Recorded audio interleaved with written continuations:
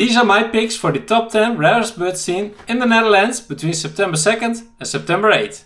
This week was entirely dominated by the easterly flow. Initially, we started with wind coming from the east. That faded until, in the night from Thursday to Friday, under the influence of a high pressure area on the border of Russia and Scandinavia, a massive easterly flow developed from deep within Russia all the way to Great Britain. Expectations were high, although it was still relatively early in the season for many species. However, for one species this arrived at the perfect time, and that is the red-footed falcon. The Netherlands was literally flooded with sightings of this beautiful species. Unlike in 2022, when the arrival was preceded by large numbers in Scandinavia, this influx came about more abruptly. Together with two friends, I set out on the offensive by searching on Friday morning at one of the best places in the Netherlands for rare birds.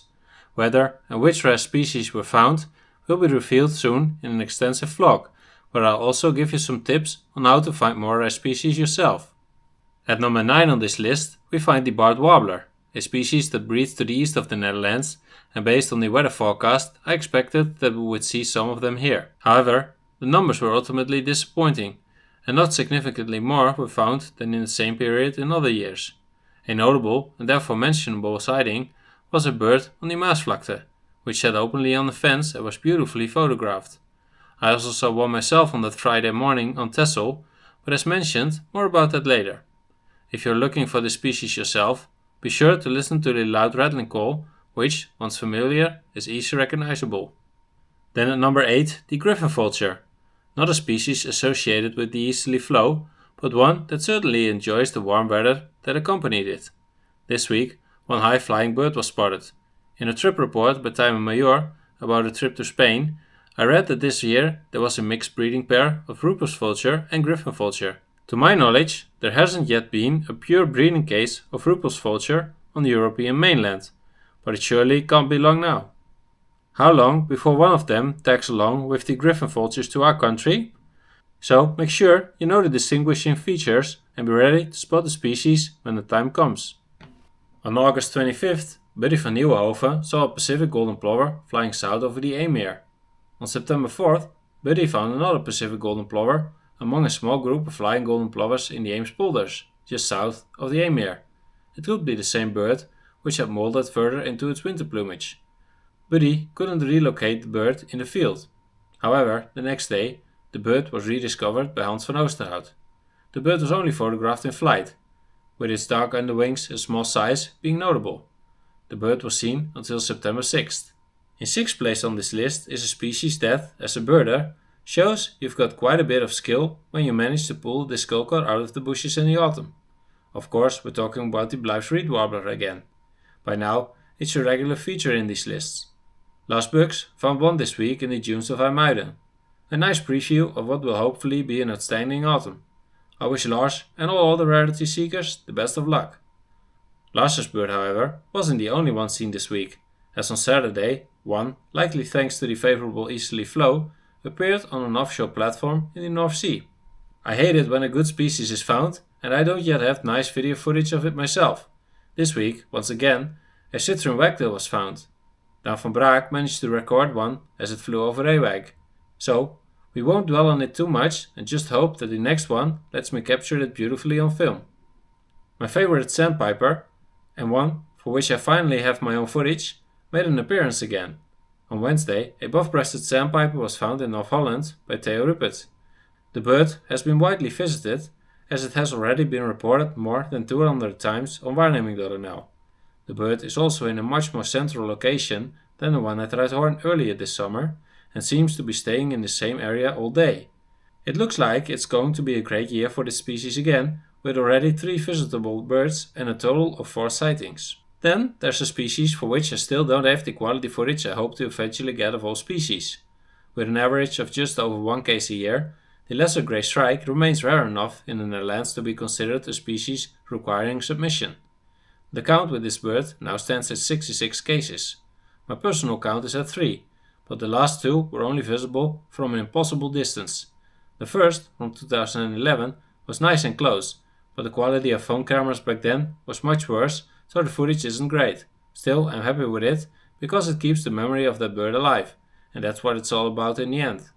Speaking of shrikes, how great would it be to get a second chance at filming a long-tailed shrike or master shrike? In second place, we have an even rarer species with an average of 2 cases every 3 years over the last 30 years.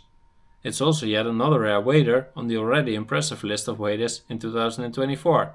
The black-winged pratincole is the third pratincole of this year, although the birds from late July and early August could very well be the same individual. This particular bird turned out to be the third for the province of Overijssel after 2 older cases, and was thus a welcome addition to the list of many birders. Before we move on to the rarest bird of this week, we go back to previous week's episode in which I predicted that the easterly flow would produce species like barred, wooded, sykes, pediphaled and Blyth's reed warblers, red-footed falcons, isoboline and red-tailed shrike, and red-breasted and collared flycatcher. Let's see how much of that came true. Wooded warblers were definitely found, with the first for the Faroe Islands, one in Great Britain and the second for Bulgaria. In addition to the Dutch pediphaled warbler, another one was caught in Germany.